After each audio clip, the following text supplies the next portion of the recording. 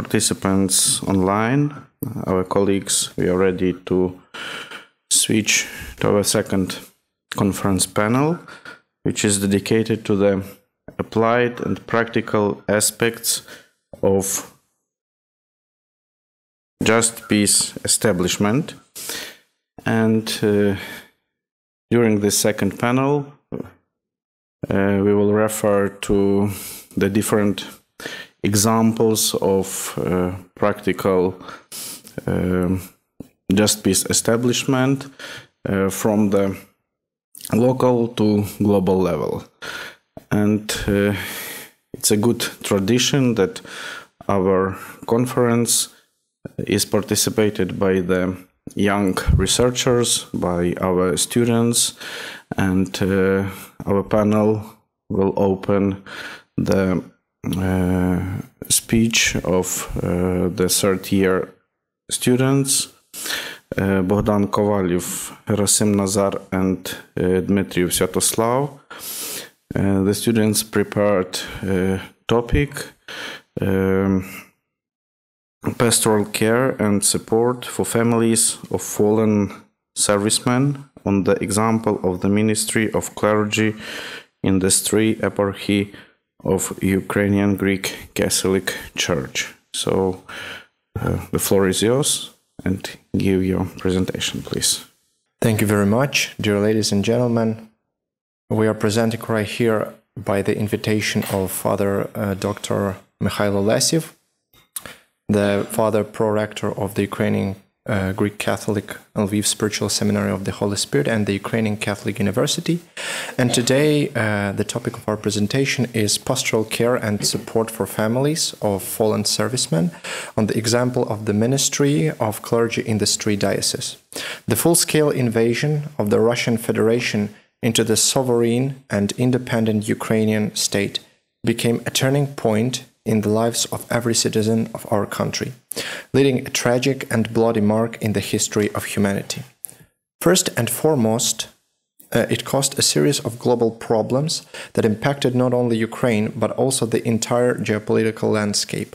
Moreover, in its aggression against our people, the Russian Federation perpetrates one of the greatest crimes by undermining the fundamental human right to live. The massive loss of Ukrainian soldiers at the front line not only creates a global demographic crisis, but also profoundly disturbs the lives of their families who face the challenge of coping with their loss. Thus, the mission of the Church as primary source of spiritual support is to develop concrete methods of pastoral care for the relatives of fallen soldiers who experience grief in diverse ways. The examination of this issue is highly relevant for our Church, which, by recognizing the signs of the times, aims to provide a comprehensive and effective support to families mourning today. From the Holy Scriptures we know that during his early life, Jesus Christ not only proclaimed the gospel but actively practiced it, striving to help those in need. In addition to physical healing, spiritual healing is emphasized. In Mark 2, Christ forgives the sins of a paralyzed man before a crowd of religious leaders, declaring, "Which is easier, to say to this paralyzed man, 'Your sins are forgiven,' or to say, 'Get up, take your mat and walk'? But I want you to know that the Son of Man has authority on earth to forgive sins." So he said to the man, "I tell you, get up, take your mat, and go home." This passage highlights that Jesus prioritizes spiritual healing over physical. Only when a person is freed from the burdens of sin and psychological suffering can they truly accept physical healing. This paradigm is evident throughout the Gospel's narrative. Dr. Norman Wright, a renowned American psychotherapist, states in his book Crisis Counseling that Jesus was most concerned with alleviating human sufferings and meeting people's needs. His compassion wasn't superficial or fleeting. Instead, he stemmed from the most vulnerable parts of his being. Thus, pastors ministering the war-affected individuals should model their actions after Christ, the ultimate source and ideal for imitation. Before examining methods of spiritual support for those who have experienced trauma, It is essential to define trauma and explore its manifestations. The term trauma, which means from Greek the wound, encompasses a wide and multifaceted concept with multiple levels and dimensions. Renowned scholar Ida Glaser, in her article Observing One's Trauma, defines trauma as a state caused by an experience of extreme danger combined with evident helplessness. Meanwhile, Naji Abi Hashem describes trauma as a destructive force that disturbs an individual's functioning, leading to severe disorders that affect not only the individuals but also the broader community. Trauma often results in mental fragmentation, emotional upheaval, soul wounds, and impacts social behavior, existential outlook, and interpersonal relationships. One of the most profound forms of trauma is loss. American psychologist Susan Thompson writes about loss. Loss is an integral part of human life. The inevitability of significant losses, however, does not mean that most of us are prepared to cope with the stress they cause. There is substantial evidence suggesting that major life losses trigger overwhelmingly negative emotions, disrupt habitual ways of life, and lead to long-term issues. In the preference to the Ukrainian edition of Arnaldo Pazgrassi's Pain Will Not Last Forever, bioethics expert Dr. Maria Yarema notes, war brings death. Death results in mourning for the fallen, and this mourning often becomes a way of life until death itself. That is why in our presentation we are going to present the challenges of pastoral care and support for the families of fallen servicemen, as well as illustrate the approaches and methodologies applied in working with people in such situations, using examples from the clergy of the three dioceses of the Ukrainian Greek Catholic Church. In order to investigate our problem, we took several interviews of the representatives of the priests and bishops of the three dioceses, and they shared their personal experience of their ministry with the families of the fallen soldiers. First of all, I would like to point out that the three dioceses is doing everything it can to support this group of people. When we interviewed Bishop Bogdan Maneshin, every time we used the phrase working with the families of heroes, he corrected us saying serving the families of heroes. He explained that we can work with animals, but we can serve people. Even in this small correction, you can see his deep care and concern for the issue. One of the diocese's efforts to help these families is the Lenten Charity Campaign, where the collected funds are used for the rehabilitation of combat veterans. It's a mistake to think that these funds are only for the soldiers themselves. Their families are also deeply affected by the war and experience its pain in their own way, living in constant tension. Since 2015, support groups have been organized within the diocese where the families of heroes can share their grief and feel the healing power of friendship. Initially, this ministry involved basic help and being present with these families. A psychological counseling center was also available for them. Over time, a dedicated team formed, including Bishop Bogdan, several priests and psychologists, who provided answers to the family's pressing questions. When needed, other specialists, such as a rehabilitation therapist, were involved. The groups were organized to bring together people with similar losses. This team has arranged many recreational events and retreat houses within the diocese, celebrated divine liturgies in memory of the fallen, and organized pilgrimages to miraculous places and different miraculous icons.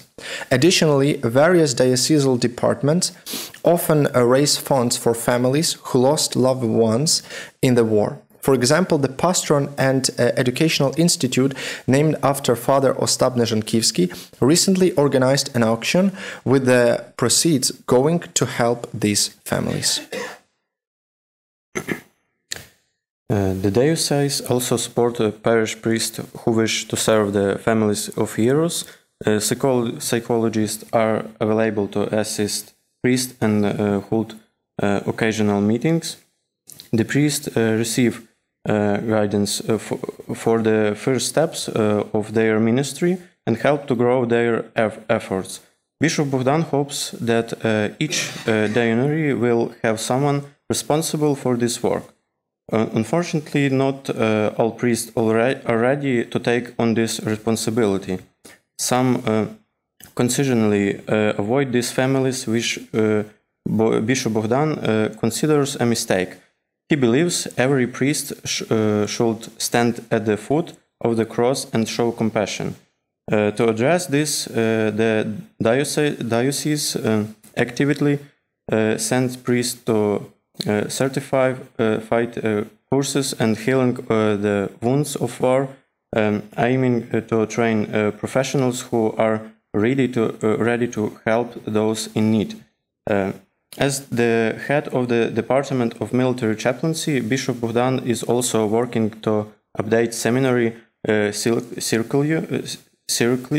circular to include topics on war and how to support those affected by it. How can we help people who have lost their loved ones find the strength on the live on? Many people, including priests, are seeking the answer to this question. One of them is Father Volodymyr Telishevsky, who shared his experience of serving the families of fallen soldiers.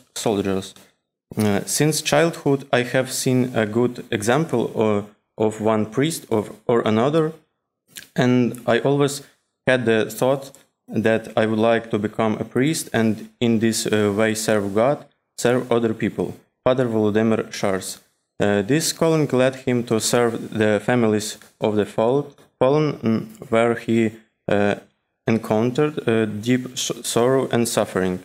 Seeing their grief, suffering, experiencing, and moments of loss and separation from their loved ones, I repeatedly asked myself what I, as a priest, could do, he admits. We would like also to point out that Father Volodymyr highlights several key aspects of his work. The first aspect is being present. He's present at funerals, meetings, and his readiness to listen and support at any time is an integral part of his ministry. Also listening, because he creates an atmosphere of trust where people can open up and share their experience.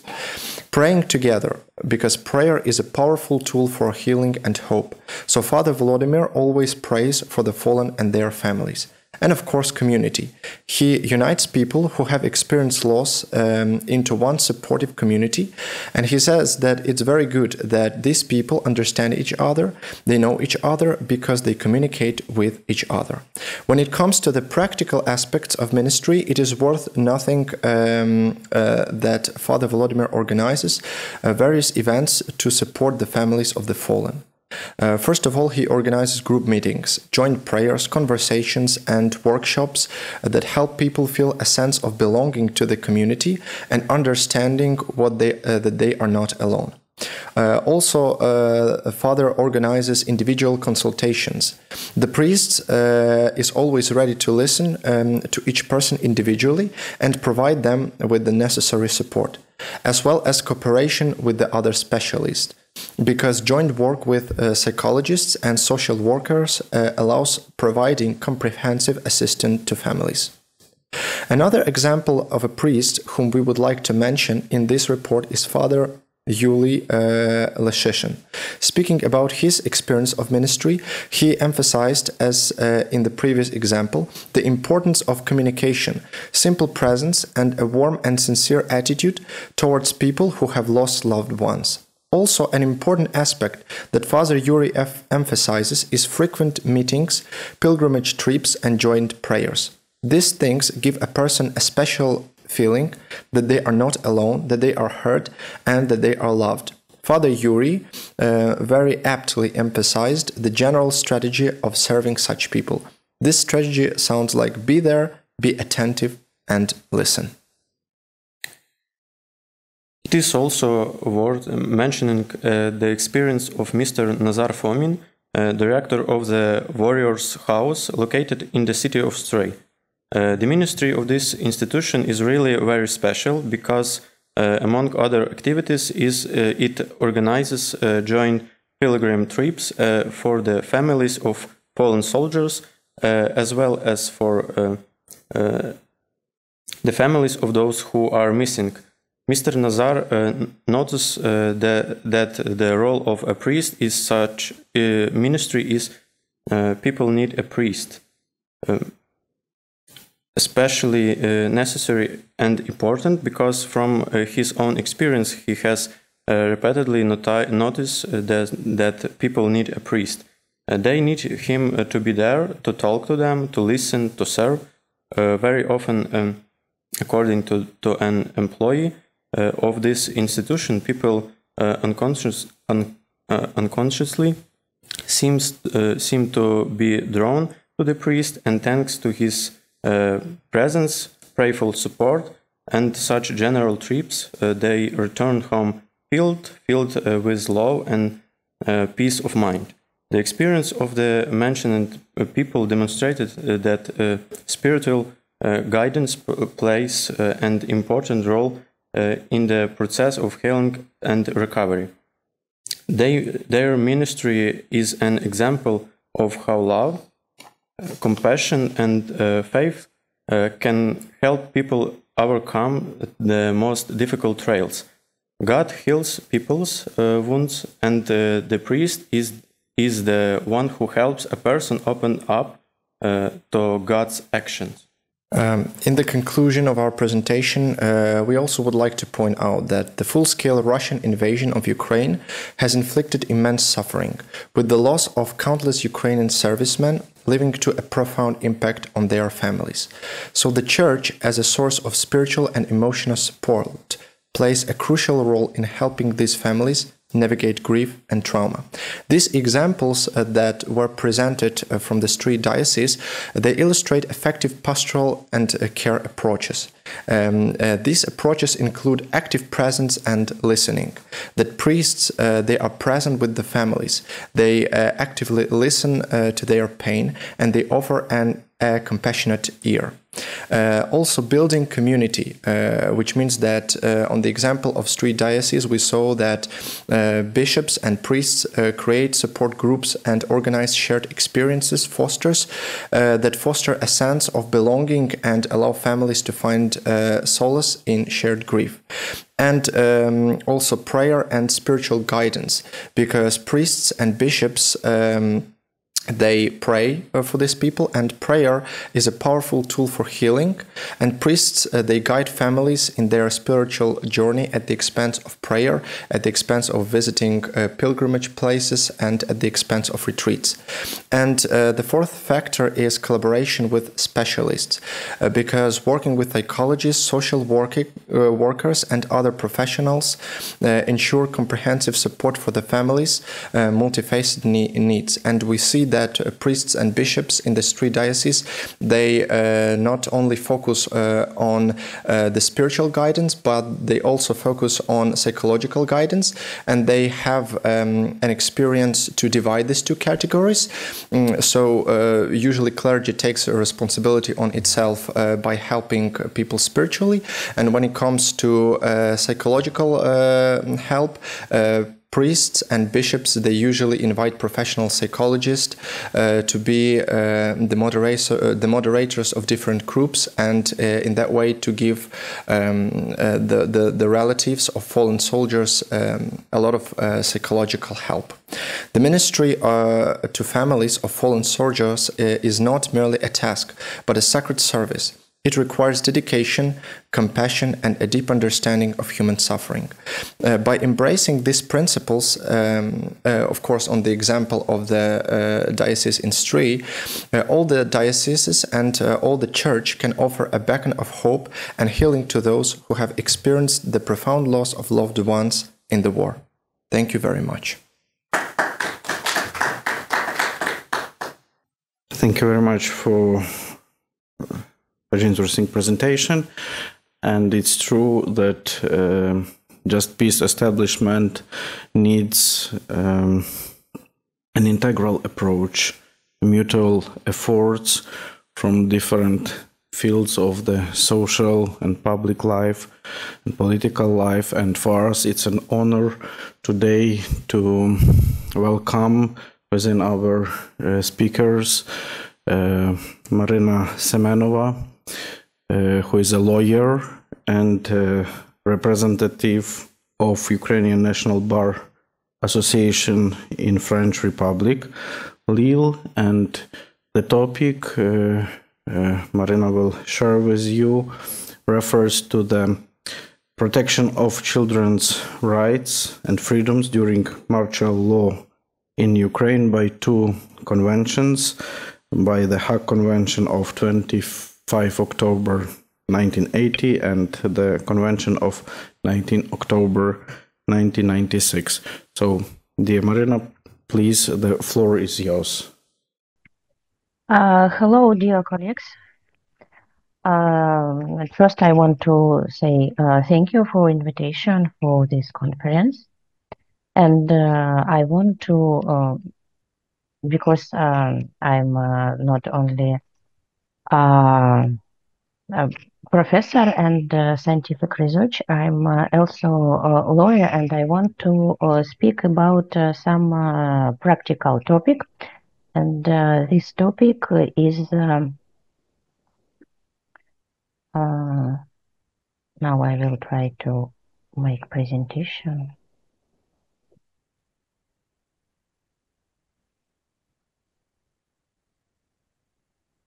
This topic, in my opinion, now very pressing because after the 2022. Many women with children, Ukrainian women with Ukrainian children, go for abroad, and now they stay.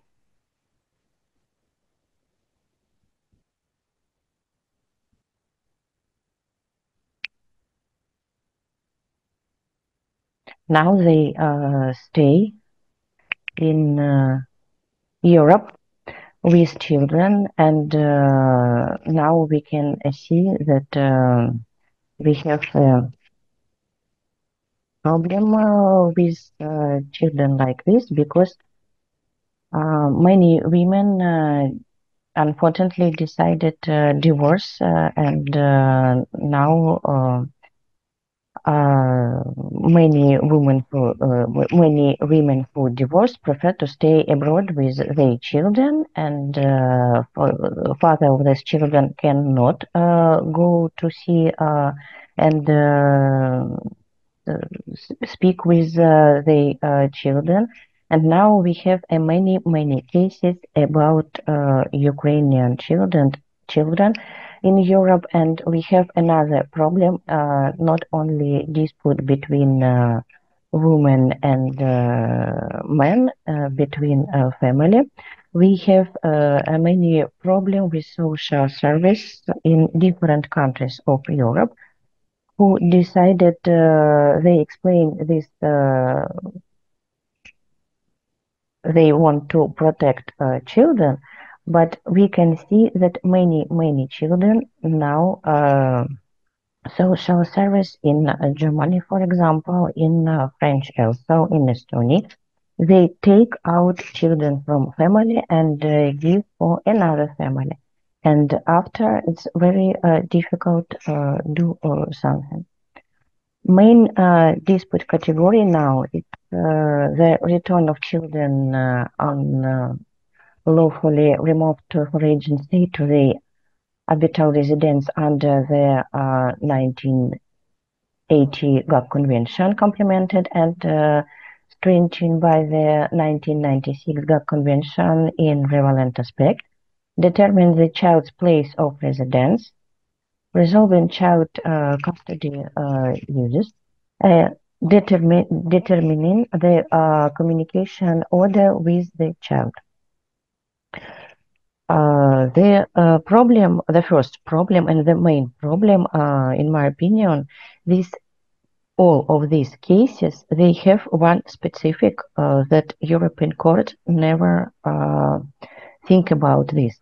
These children who went to Europe after 22, they have temporary protection, and it's very different between another children and another people who decided to stay in one country of Europe for all life. It's not usually immigration group of immigrant. It's a special Ukrainian citizenship and Ukrainian children who have temporary protection. They have no, many of them don't want to stay all life in Europe. Many want, after the war, come back to Ukraine. And in this, when we speak about cases like this, at first we must to utiliser consul directive, what was in 21, but first it was activated in 2022, and it's a special document which work only for Ukrainian citizenship now. After, of course, GAC Convention on the Civil Aspects of International Child Abduction, or GAC Abduction Convention of 25 October 1920. Convention of Jurisdiction, it's also GAC Convention from 1996. And in the last document, what we can find about this problem, it's resolution passé. It's resolution 2024. It's resolution only about special for about situation with Ukrainian children in Europe. When we speak about case of child return, at first, of course, we must to say that I told before, and I want to say another time, that it's a very, very special cases, because it's a citizenship of Ukraine who was taken abroad after 24 February 2022, and have certain specific, namely, these disputes arise regarding children who are in European countries and have temporary protection status. In the most of case, in this case, the most court who decided something about Ukrainian children, it's court in the country when a child live now. Because it's the rules of Articles 80, 11 of the GAC Convention. And when we have some dispute in the European court about Ukrainian children, at first we must to decide it. In my opinion, it's 5 questions. At first, it's about jurisdiction. Can court in country when children stay now decided something about this child or not? Have the jurisdiction or not? Second question, is there removal and retention of the child of the country where they currently reside unlawful under the GAC Convention? It's the rules of GAC Convention. Of course, we must think about this. After, does the situation under review in the specific case fall under the exception provided in Article 13, paragraph 1 of the GAC Convention? And 4 and 5 question, it's about social service, protection service, because in all case, what we have now and what we had before, court want to know what protection service in the country where the child is currently located, what they think about the situation. And we, of course, we must to speak about this. This question, is the child protection service in the country where the child is currently located, capable of determining what is in the best interest of child, because we speak about children who lived before in Ukraine. They have a different mentality. They not always understand very well language of country, and they not always they feel good in the country or feel good in the place when they stay, because as usual it's not the same how they lived before. And but protection service never think about this. They also don't know about situation, about normal life in Ukraine before the war, and they think in 100% they always say it's better what children have now than his life was what he had before in Ukraine. And last question, is the child protection service in the country where the child is currently located impartial and independent? Because not always they think about interesting of both parents or interesting about child, because they always think it's better stay in this country than go to Europe, and sometimes they hear only one parents or one people. They never can speak with both parents because it's not possible now. And about situation when they take out children, they also not try to understand what's happened in real life, because the not all case it's about parents who really do something bad. Sometimes it's a very, very, very good family, and sometimes we cannot explain what happened. About the case of return of children, we must to say that arguments used by courts to justify their position regarding the impossibility of returning a child to Ukraine, it's as usual, it's three arguments. First, there was no unlawful abduction with the meaning of Hague Convention. It means that they say mother, and we have several cases with father, they can went with children without acceptation of another parents. Second, the child cannot be returned to Ukraine on the basis of exception provided for in Article 13 because it's very dangerous for a child now stay in Ukraine, and it's never mind what city before lived this child, because they think all territory, and they say always all territory of Ukraine. It's not now. It's dangerous.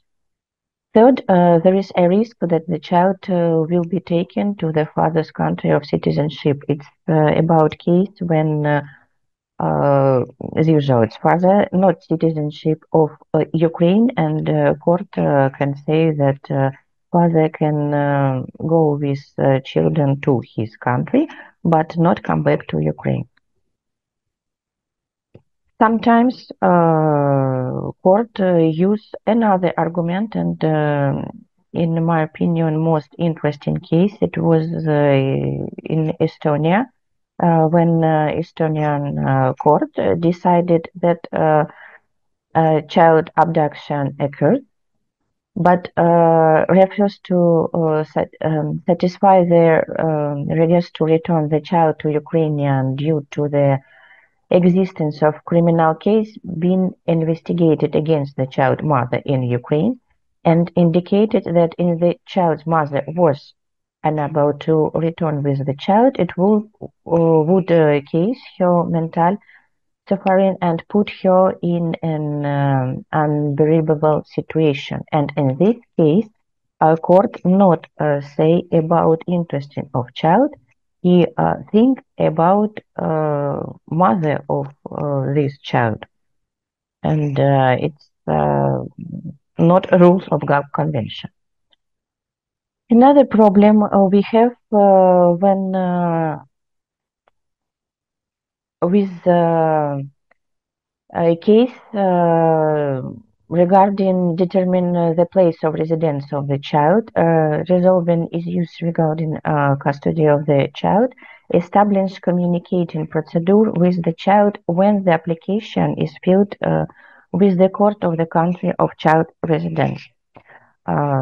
Because Europe country don't see about difference between foreign, which are in the country with the intention of staying permanently, and citizen of Ukraine with temporary protection status. Courts do not take into account the fact that they do not have the relevant jurisdiction to consider such deputed category, and in this case, at first we must speak about jurisdiction of this court, I think. And we had one practical case in the Denmark when court decided that court of Denmark decided they have no jurisdiction about Ukrainian children, and it was they say that Denmark can do nothing about this child, and this dispute must be go to Ukraine. And this position about jurisdiction, now we have a resolution passé about situation of the children of Ukraine, and they say in the Article 13, the Assembly, they say about that Ukrainian children, it's a very special category, and only Ukrainian court have the jurisdiction to make measures, have jurisdiction about a case with Ukrainian children. And they say in this case, Article 6 of the GAC Convention not work. In this case, we must to speak and we must to use Article 5. And in this, I think we also must to say about jurisdiction, and we must to say about if court in the country when the child stay now decided they have jurisdiction, we must use law of Ukraine, because it's Ukrainian citizenship. It's a rules of GAC convention also, and as usual they have a registration in Ukraine and the citizenship of Ukraine. And of course, we must to use decision of European country, in my opinion, most interesting, and they can be used in all category of dispute with Ukrainian children, and decision of European Court affair Bianchi against Swiss, a case of RS and OS against Russia. This case about return of child about GAC convention, but when court decided about violence of convention, they say many interesting things that we can use in all category of this dispute.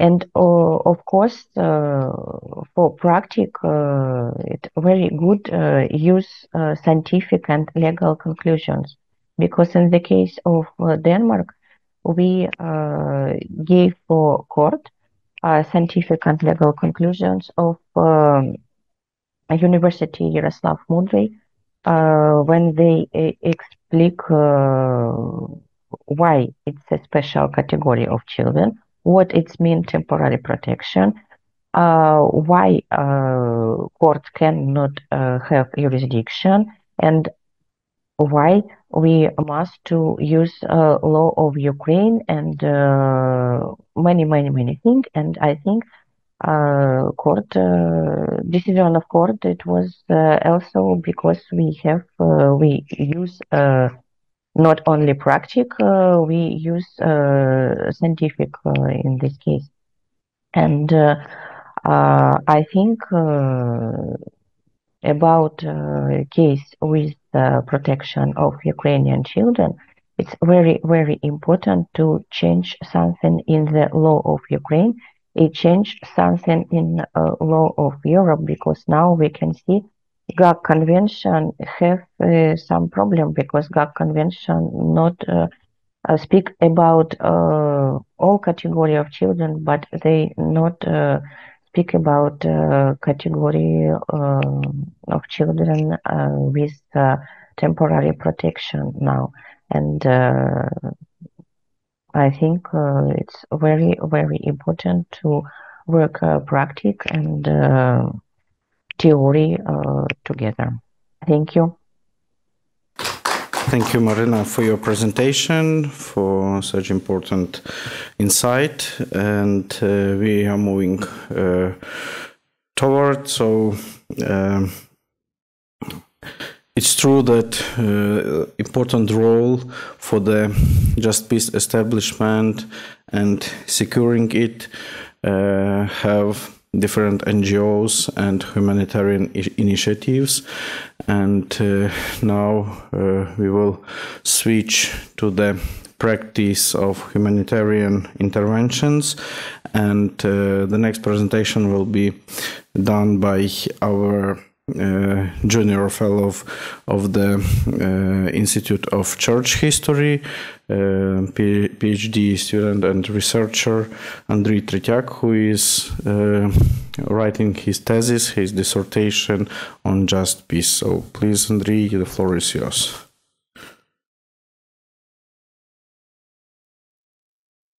Thank you very much for the ability to present my findings, and my paper, which is dedicated to the moral framework for humanitarian intervention in the context of Russian aggression against Ukraine.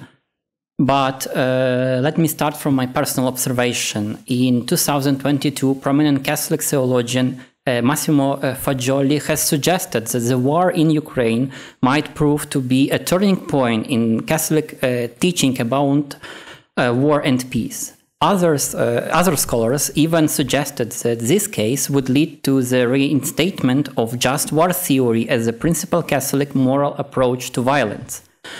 Nevertheless, only today, in the third year of the war, we can observe first substantial re-evaluation of peace ethics and approaches to war, however still very limited and reserved. Not only Catholic response is so late. This is true for other confessions and religions and secular atheists as well.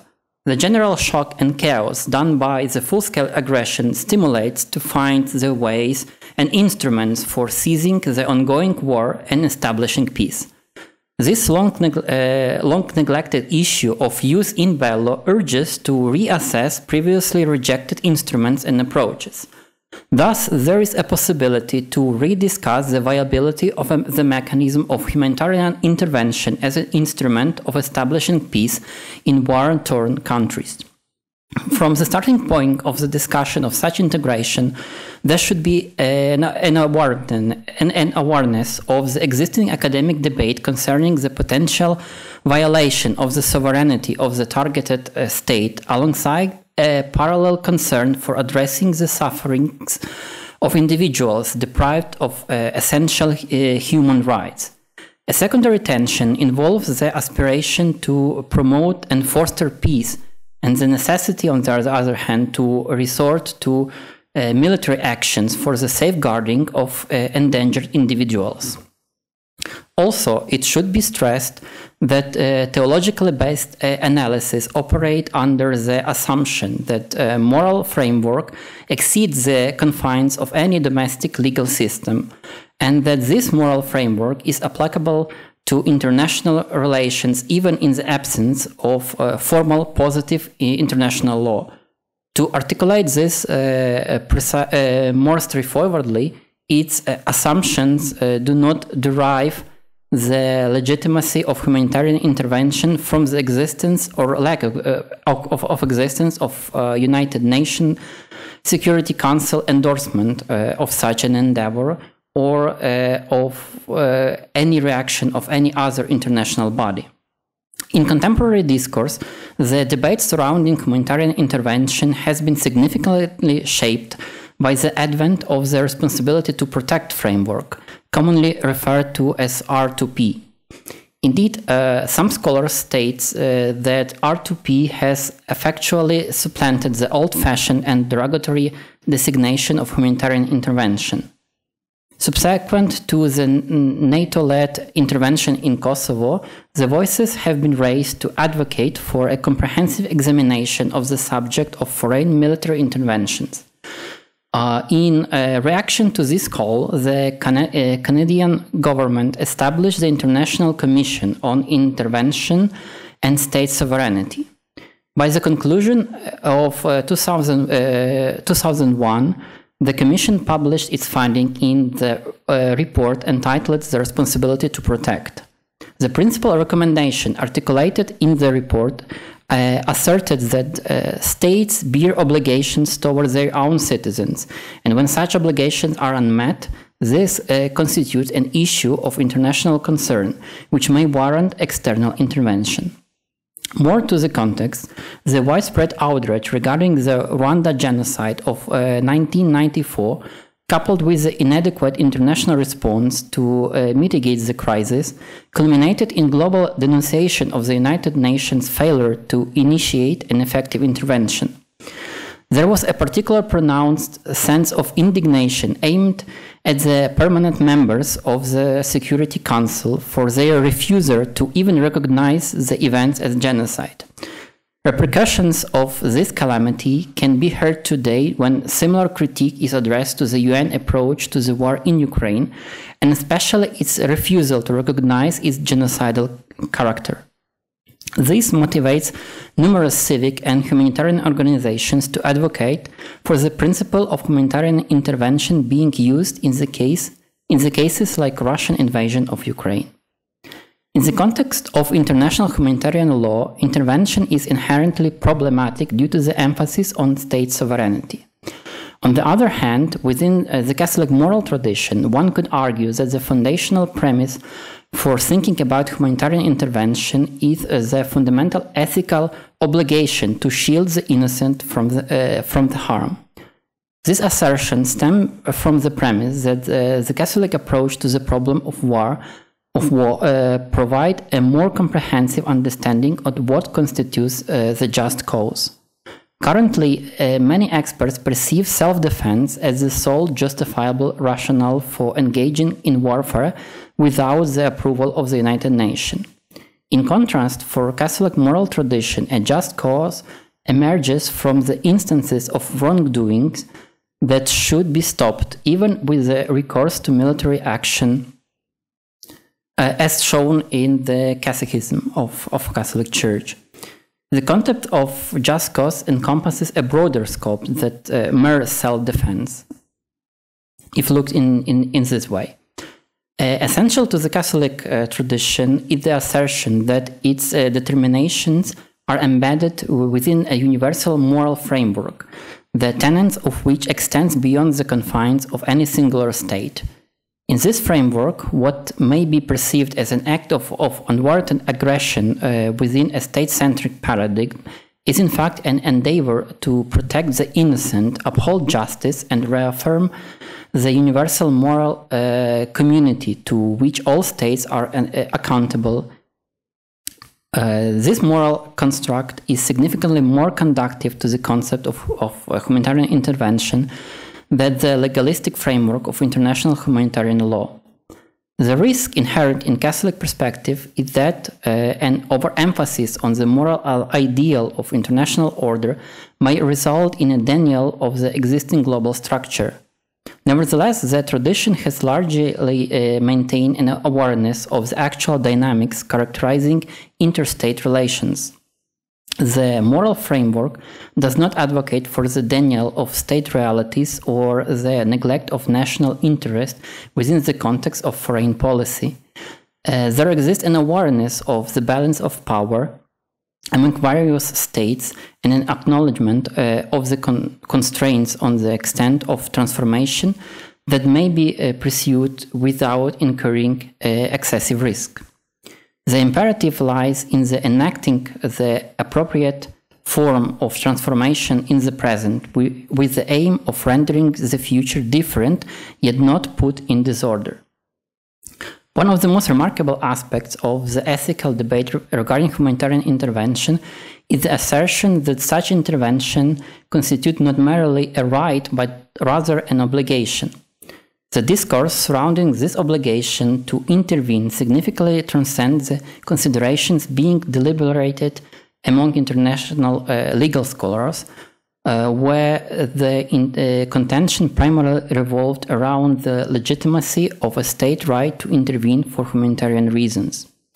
The terminology of duty, along with the portrayal of inaction in the face of such duty, as deserving of reproach, effectively marginalize scholars and moral leaders who support the idea from the prevailing policy and dialogue. It is conceivable that this rhetoric represented a prophetic perspective, highlighting a moral imperative confronting the international community. Nevertheless, it diverged from the more measured discourse characteristic of international legal experts. It is erroneous to assert that such obligation is only optional. Those extends on all states and leads to the creation of the institutions for executing the collective obligation. Nevertheless, such duty leave ambiguous the identity of those obligated to perform such a duty. It is feasible for the international community to appoint a specific entity to fulfill the obligation of intervention, with the United Nations serving today as a designated agent for the majority. And is accepted as the only one that can delegate such a permission for intervention. The today failure of UN to efficiently manage these duties bring forth the question whether the responsibility to intervene can be assigned to alternative entities. Humanitarian intervention may indeed be significantly beyond the realm of possibility for numerous individual states or even a coalition of states. Only a limited number of nations possess the capacity to protect by using its military force and effectively use it beyond their territorial boundaries. For instance, it is easy to note that there exist powerful nations endowed with the capability of regional or even global military influence, which may also be susceptible to the obligation of the duty to intervene. In theoretical analysis of humanitarian interventions, the biggest problems lies in the value of sovereignty that is violated by the mere fact of intervention, as I already mentioned. But from the Catholic point of view, the sovereignty denotes that the state serves as the ultimate arbiter within its designated domain of authority. From the point of the Catholic teaching, the human rights of individuals cannot be confined to the domestic jurisdiction of the state, as they constitute elements of the supranational values that the state is obliged to uphold. When applied to the concept of humanitarian intervention, the Catholic moral framework argues that state sovereignty must not serve as a pretext for the toleration of treacherous and systematic violations of human rights. As example of such view can be found even in the Pope Paul XXIII, articulated in his encyclical Pacem in Terris. In this text, he endorsed a genuine yet relative moral significance attributed to sovereign states. This significance is genuine due to the essential role that states perform as providers of order and authority within the political community.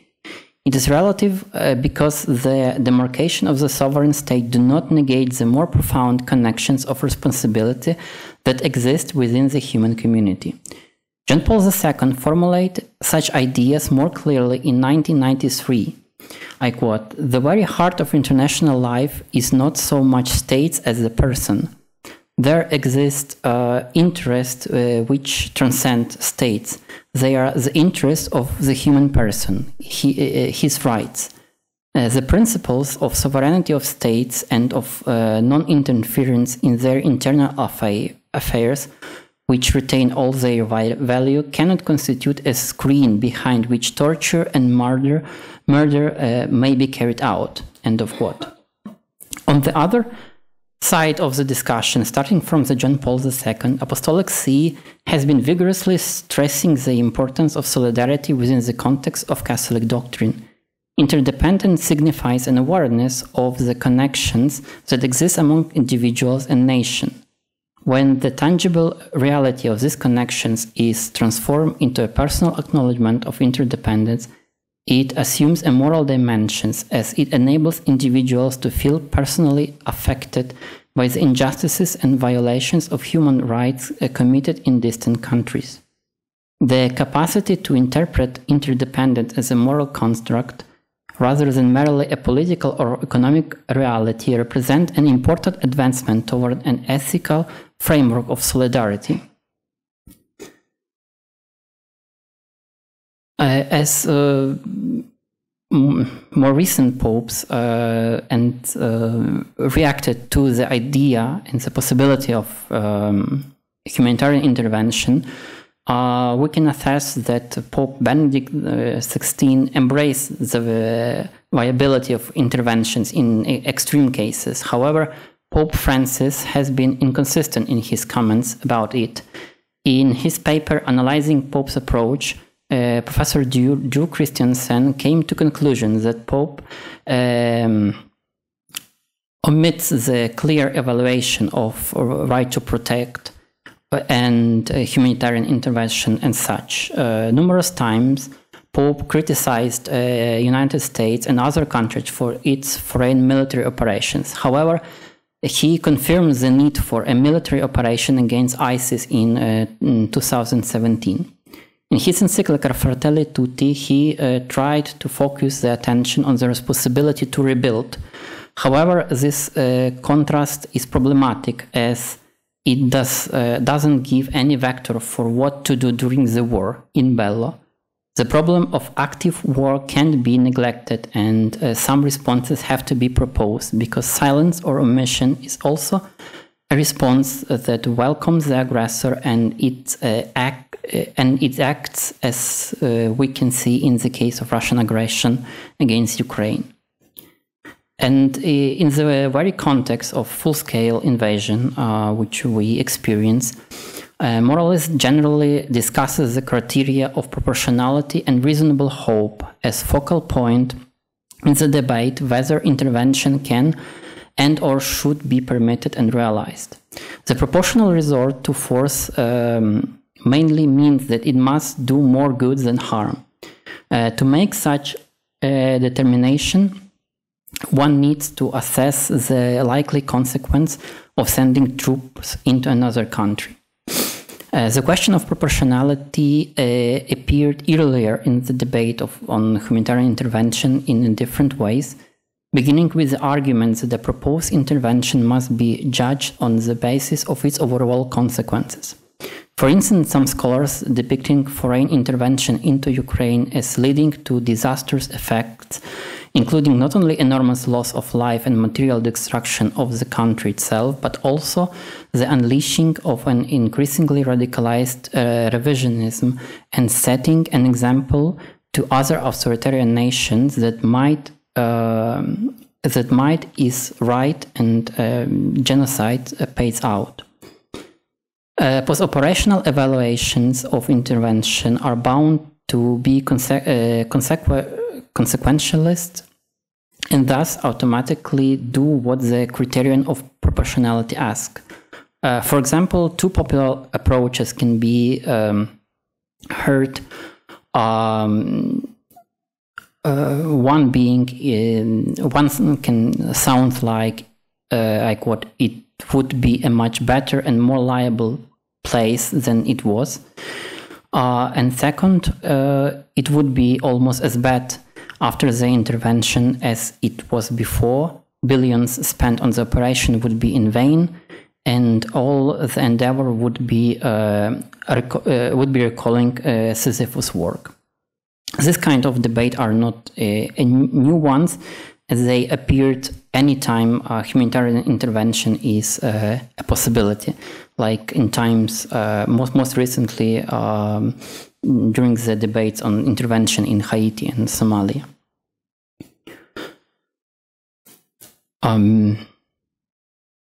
Both the criteria of proportionality and reasonable hope are supposed to warn against hasty decision, as they try to direct attention to the size of the task that is being taken on when intervention is initiated.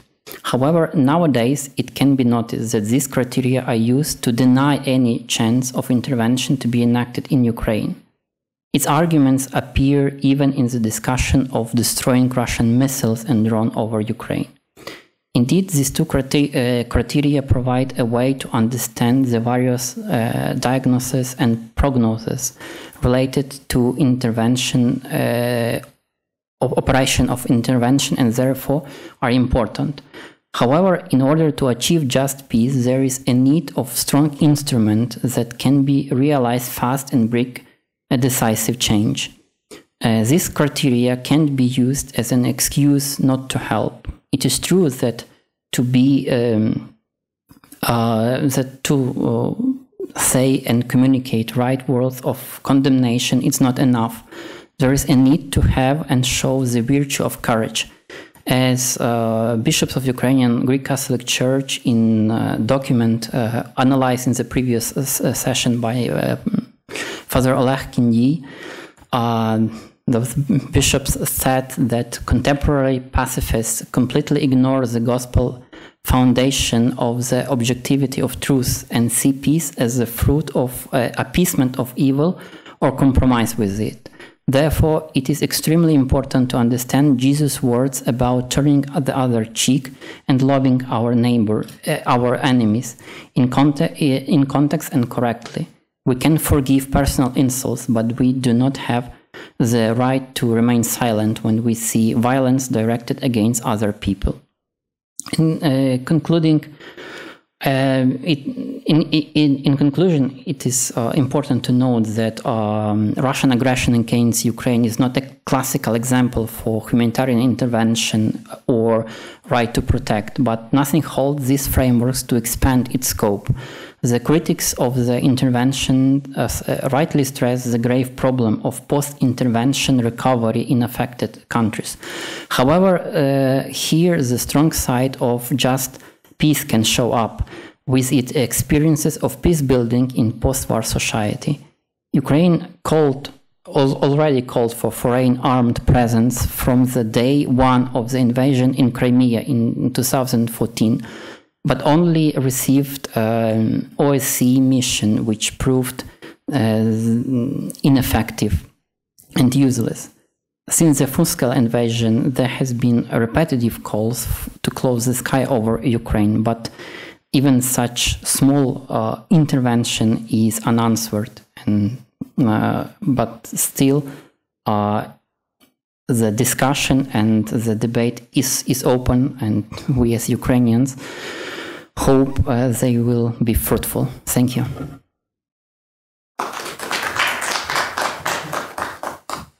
Thank you, Andriy, for the important topic, your reflection, and our next speaker doesn't need of special introduction, not only at our faculty at university, but also abroad. Reverend Dr. Roman Fihas is a director of the Institute of Ecumenical Studies, and he represents not only the university but the Ukrainian topic, Ukrainian approach in the different ecumenical platforms. Even today, his intervention at our conference happened simultaneously from Poland, where he is present in the conference as well. So today, Father Roman Fihas will give his statement on topic recognizing the science of time and do not stand aside, the common task of churches today. The floor is yours, Father Roman. Thank you very much. Hope you can hear me well and you can see my presentation. Yes, we can see. Yes, okay, thank you. So thank you for introduction. It's my pleasure to stay with you online.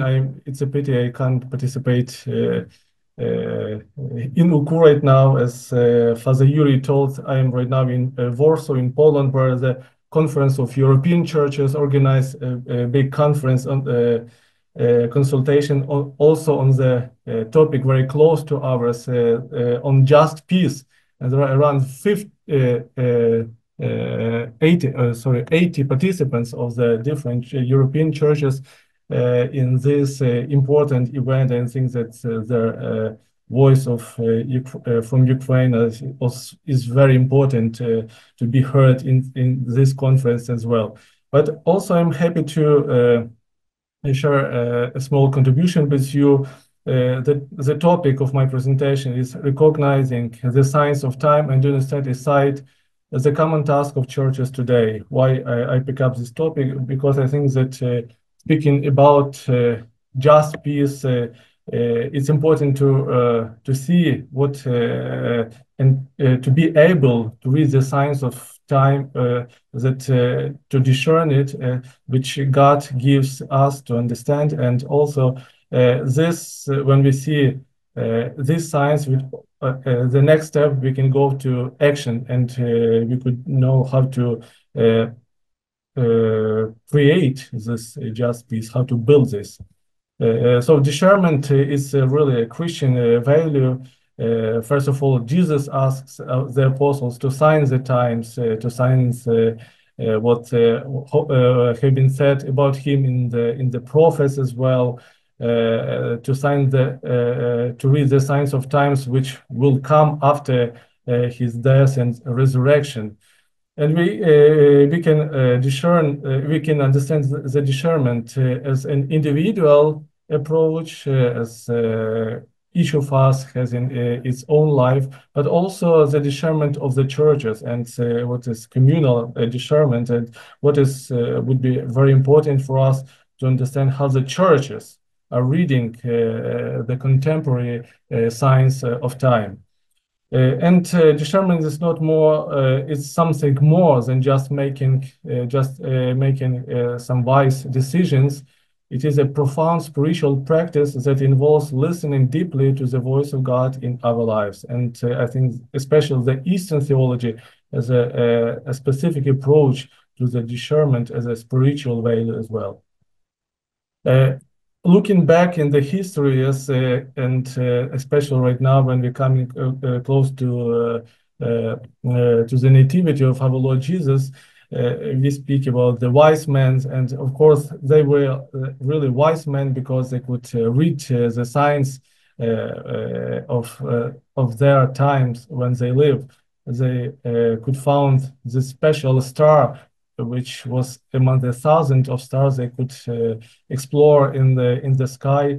They understand that the special one which brings them to a special man, and afterwards they followed it. So they were the wise men because they could read these signs. But also we have some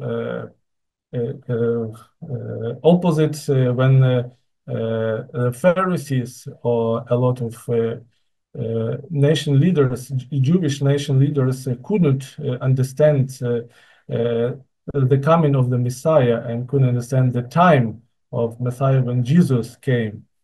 It also happened with the churches. My third picture is a church being deconstructed as a dancing club. This means that nobody is going to the church, and the church have been sold. And I think that for the churches, it's also very crucial to read the signs of the time and to be able to respond it in order not to lose the reality where it lives. Coming back to this war which the Russian state started against Ukraine, of course, right now we can see many sufferings in our land. Many peoples have lost their lives and many injuries. And one of the main tasks for the churches is, of course, it's like a natural call of all the churches is to stay very close with those who suffer. So yes, it's I think it's a natural behaving of all the Christians. But also, what is important, even in the midst of this war, to be able to read the signs, sometimes difficult one, to be able to understand the God's presence even in the midst of the sufferings. For Jesus himself, it was a really challenge when he was on the cross and he cited the Psalms 22 of God, why did you leave me? And today, the Christians, people raised hard questions before the church. Why such sufferings happening in Ukraine? Why other churches sometimes don't understand what is happening in Ukraine? And witnessing this, I can also say that speaking today, even today with the representative of different churches, someone really understands our struggle for freedom, what is happening in Ukraine, and somebody is staying maybe not aside, but don't understand the causes of the war, and many are still speaking about this non-violence resilience for Ukrainians, which in our case will lead to even more sufferings in Ukraine. That's why people raise these important questions, or after the war, or even now we are speaking about the theology after Bucha, when we so many civilians just brutally killed by Russians. Why they have been killed? Why God didn't save them, and etc. On one of the picture, you can see Father Igor Boyko is sitting together with a lady which lost her son on the war, and he says that it's counseling and just listening to this story is very important on the part of the church representatives and Christians, just to stay close to those who go through these hard times and to be ready to listen to them. And also all these questions raises in different contexts, or on the front lines, or also in the places we are more or less safe back in Western Ukraine. But what is important when we can read the signs of the time, it's our ecumenical perspective, because none of the church alone will say that I know what God wants from us. But this is the ministry and the common response of all the churches. And it's very important to understand for the church representatives, because our common ministry to the society, when you go to the traumas, traumas doesn't have any confessional boundaries. And our churches, when support people, they do not ask about the confessional belonging of the person, because it goes beyond the confession borders. But what is important for us as a churches is a common reading the signs of time and giving a common testimony to this to the world, especially right now when we are facing this approaches to propose us, as we call it, cheap peace, which doesn't lead to a real and lasting peace, but which will cause later even more sufferings. So a really ecumenical task for the church is elaborating common approaches towards the just peace, which would be based on justice, truth, respect to the international order, and human dignity. This is a very important task, and I think that Ukrainian churches are really doing their best, but also we need to encourage our European partners also to be to proceed in this work as well. Just several pictures from our Institute of Ecumenical Studies where I work. So we are a small institution, what we also trying to, the first picture is a picture from the Ecumenical Social Week, which was happening in the in the venue of the theological faculty, where we speak about the resilience of Ukraine as a resilience of the small communities. And for us was important to hear and to listen, to share the stories from different communities coming from different Christian churches, how they survive war, how people help each other, and listening to each other, we really we could inspire each other in our daily work. Also, the third picture below is a school for young pastors of different Ukrainian denominations. And we also were telling them through lectures and excursions how the churches are working with the traumas of the war. How is important this work in this right now and after the war would be.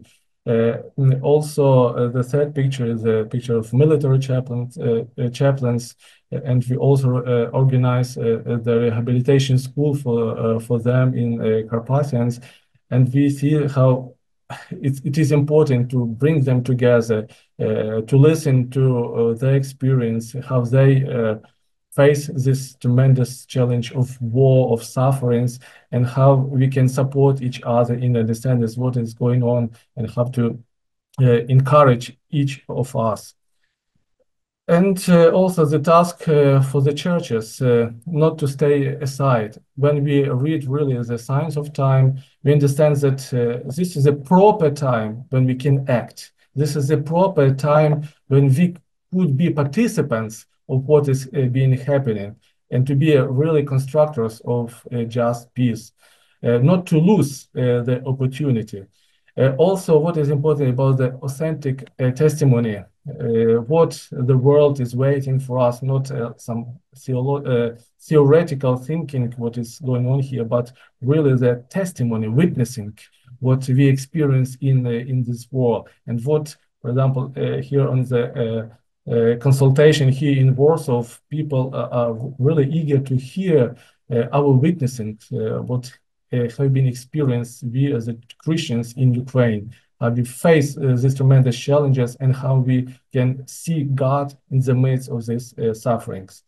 And also the task for the churches is an ecumenical task, is to be the bearers of hope for contemporary world.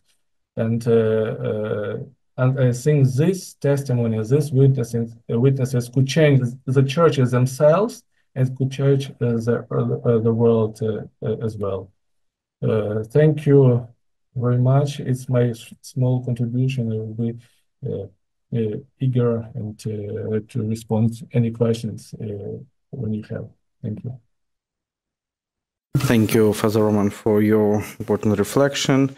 And our next speaker, I'm honored to introduce him, is our big friend, the Professor Dr. Peter Foss, Professor of Ethics and Military Chaplaincy Studies from the Protestant Theological University Utrecht.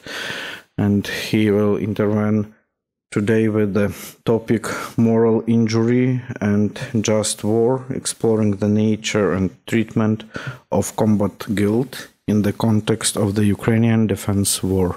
So please, Professor Foss, the floor is yours.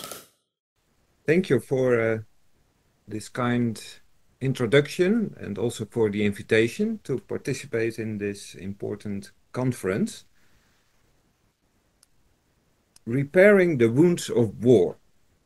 In my presentation, I will focus on the mental wounds from which soldiers on the battlefield and returning from the battlefield may suffer. How can soldiers find peace when they are struggling with the deep mental wounds caused by the terrifying experiences of war? How to deal with trauma? Since the 1970s, in psychological research and treatment, much attention has been paid to veterans' feelings of fear, shame, guilt, and anger. The focus was in particular on PTSD, post-traumatic stress disorder. The acceptance of the diagnosis of PTSD led to the recognition of veterans and their struggles. PTSD is a disorder resulting from a traumatic threat characterized by emotions experienced during a traumatic event, in particular the emotion of fear. The veteran who suffers from PTSD basically is a victim of something that happened to him or her. In an interview to a newspaper, Chaplain Alexander Volkov says his main task at the front is to provide support to soldiers. The number of soldiers with post-traumatic stress disorder or depressive feelings is high, he says. Quote, they all fear bombings, death, never seeing their families again. End of quote. Yet, international research reveals that the diagnosis of PTSD not fully covers what soldiers with front experience are struggling with. Many veterans do not see themselves just as victims of events that happened to them. Rather, they see themselves also as actors, as people who actively participated in these events. In this sense, the problems are not only psychological, but also moral in nature. In his treatment of Vietnam veterans, American psychiatrist Jonathan Shea coined the term moral injury to describe the moral feelings of these veterans. Moral injury refers to remorse of conscience as a result of morally transgressive actions and experiences. It refers to feelings of guilt, shame, and anger that result from these often violent actions and experiences. And these actions and experience conflict with deep moral beliefs about what is right, just, and good. Although PTSD and moral injury are not mutually exclusive, these concepts are quite different. The person suffering from moral injury is not a psychiatric patient, but suffers from a wounded soul. It is now widely recognized in the field of psychotherapy that treatment of moral injury should not be aimed at learning to cope with fear, but at dealing with conflicts of conscience. While Ukrainian warriors could experience all this compared to the Vietnam War and the ambiguity of many humanitarian interventions and peace missions, including Dutch interventions, or where my country was involved as well, an important difference is that Ukrainian soldiers fight a just war against an aggressor, against whom they protect their country, their homes, and their families. They fight for a good cause, a just cause. They fight for what they hold most dear. So there is a difference. But nevertheless, we know from psychological studies that even soldiers that fight a just war afterwards still may experience deep feelings of guilt and shame, anger and sadness. They may feel guilty about the loss of comrades, the horrors of war they were part of, and their failure to protect civilians from suffering and their killing of human beings.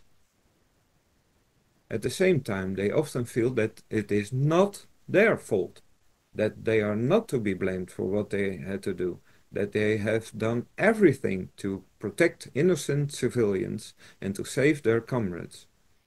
In sum, their experiences are marked by moral ambiguity.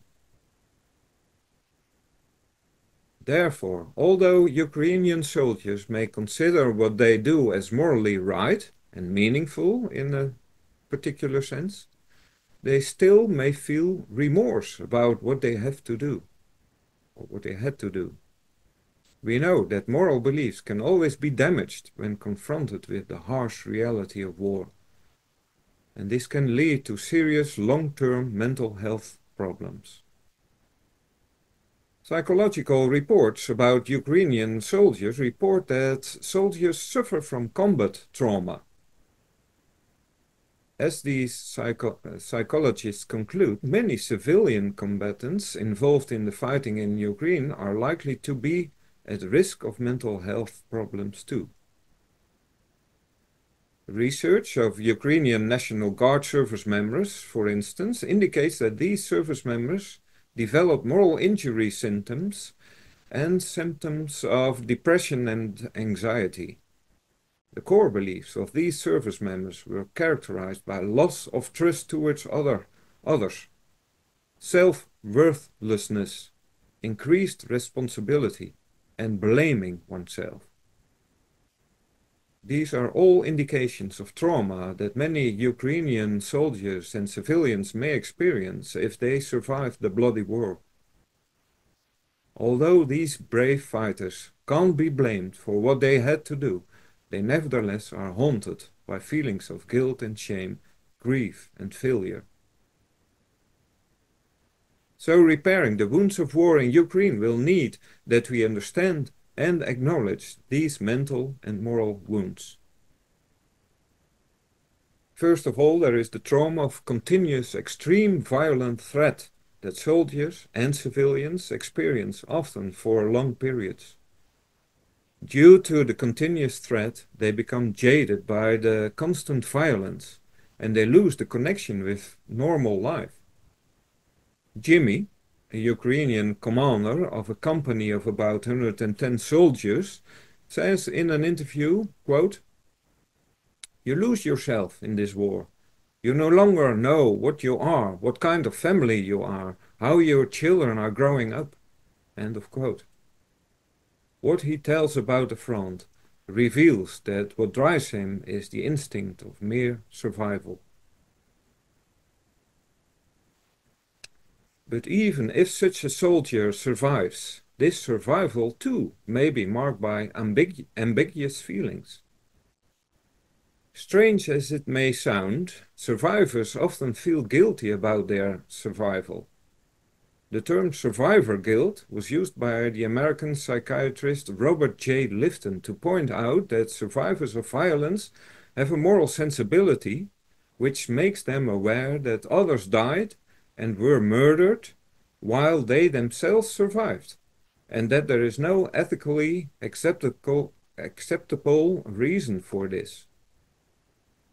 Many veterans seriously doubt whether they did enough to prevent the death of comrades. Although Ukrainian soldiers may protect themselves emotionally from grief about all the losses around them at the front, after the war, they may feel guilty because they survived and their comrades did not.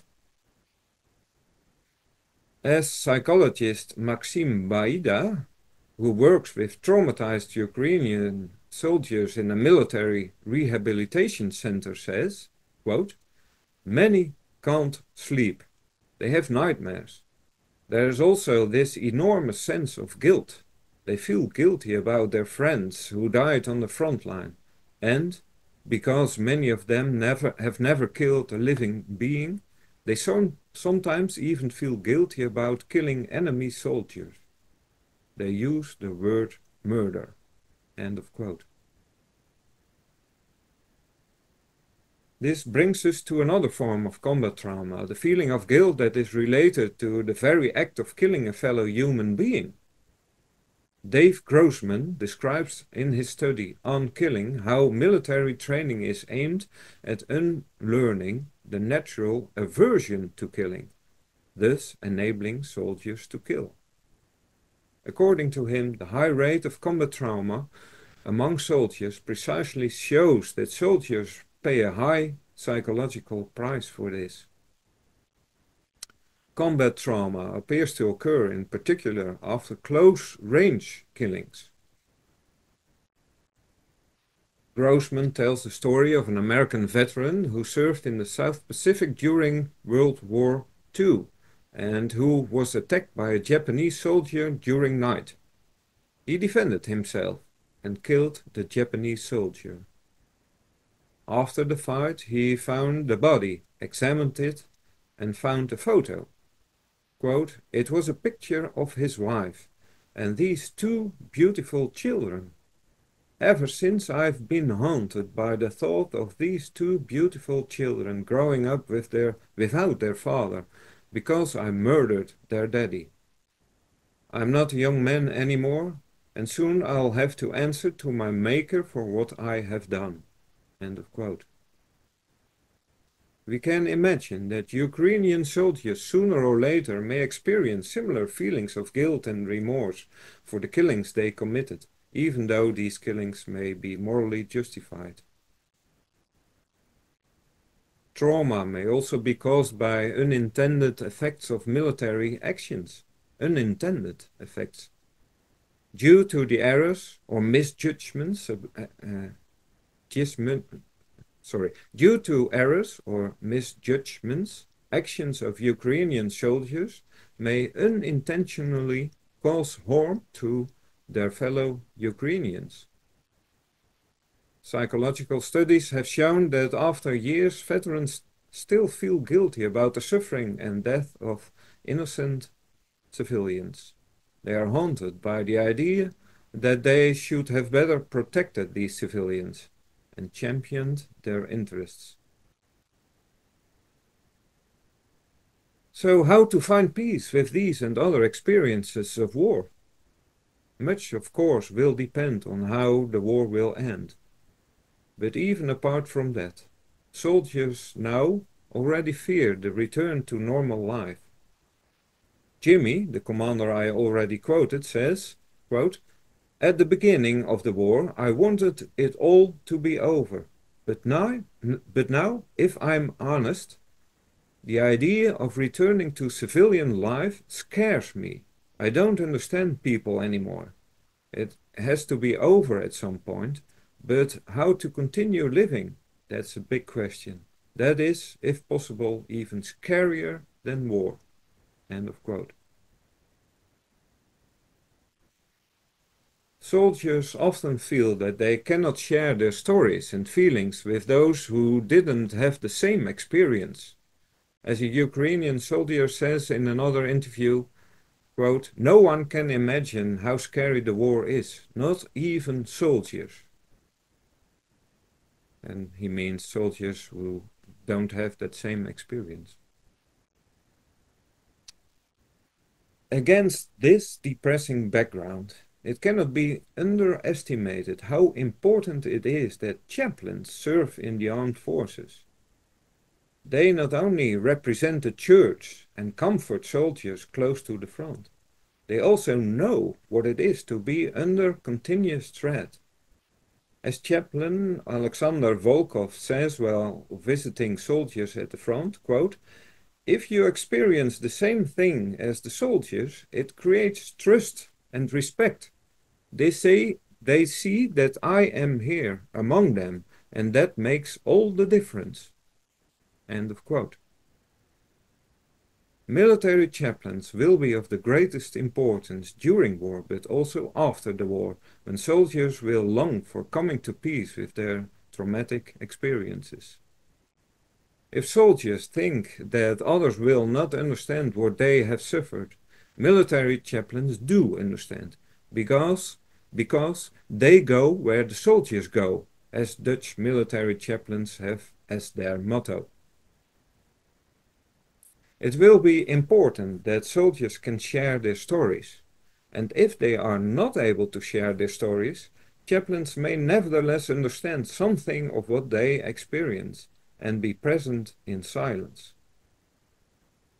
Listening, even to what cannot be expressed, is a practice of recognition. And if soldiers share their feelings of guilt and remorse, it will be important that chaplains are aware of the meaning of feelings of guilt and shame. For instance, feelings of guilt among veterans may be characterized by overestimation of their own contribution to what happened. This has been called "I should have known better" guilt. It means that soldiers often judge their military actions and decisions with the benefit of hindsight, forgetting that such knowledge was unavailable when a choice of action had to be made at that very moment. More positive and hopeful is that such moral struggles evidence their commitment to the good. The capacity to experience shame and guilt indicates their sense of responsibility for the well-being of others, and that their powers of empathy are still alive. That's what the struggle teaches. The inner experience of guilt ensures that they judge their behavior critically, and in doing so long for the good. In all this, chaplains and other pastors may have a counseling role. Given that combat trauma is a spiritual, existential crisis, chaplains in particular are able to support soldiers to deal with feelings of guilt and shame by helping them in finding meaning and forgiveness in relation to themselves, others, and God. Chaplains can assist with anxiety reduction, dealing with grief, seeking forgiveness, and reconnection with others. Part of it is that the chaplain helps them to express underlying questions, to search for a transcending field of meaning and for new life possibilities, and perhaps alternative meanings of their stories. Also, rituals can play an important role. An impressive example is described by Dutch chaplain Guus van Loenen. He describes the way in which he contributed to the healing of the moral wounds of a veteran who killed 37 people. Very precise number. This person wanted to come to terms with God, as he expressed it. The ritual followed the steps of cleansing, binding, and healing. Cleansing, which included the reading of a previously written letter, his own letter. Binding, which means covering this confession with a white cloth. And healing, that was allowing the wound to heal by finding inner space, symbolized by a candle. Meanwhile, parts from the biblical Psalms 51, 32, and 139 respectively were read. Finally, the participants formed a circle with the veteran, symbolizing his return to the community. So rituals can do something which therapy cannot provide, addressing one's suffering to a transcendent source of healing. In short, spiritual care can create a space where the wounds are seen and acknowledged, where healing can be found, a healing where the pain is not solved, but where life can nevertheless be found again. In this way, some inner peace may be found. I'm fully aware that this is not the full just peace Ukraine is searching for, and we are talking about today, but it is at least one aspect of it. Thank you for your attention.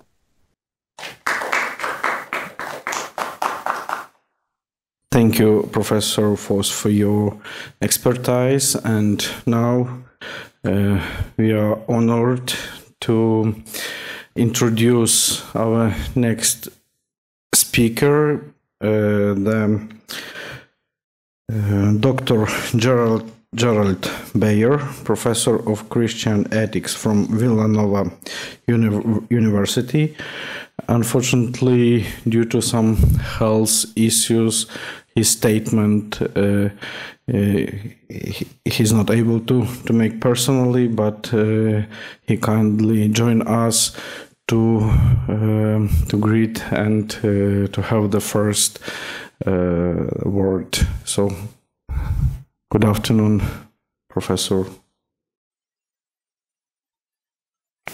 So, dear Professor, maybe we can share your statement now, and later, after fixing the technical issues, you can conclude or say some your statement, your words,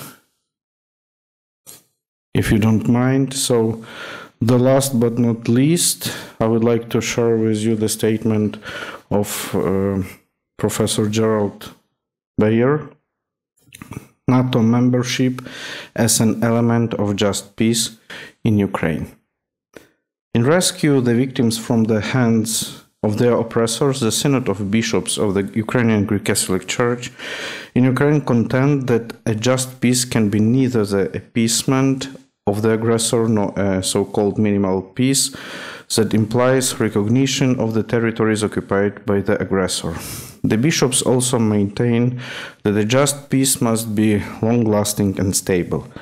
I add that a just and lasting peace in Ukraine must include full NATO membership, among other things, according to Catholic social teaching. The right to legitimate defense. It is worth briefly reiterating that the Catholic Church still maintains that people and nations have a right to legitimate defense, including recourse to force, if needed, to repel an unjust aggressor.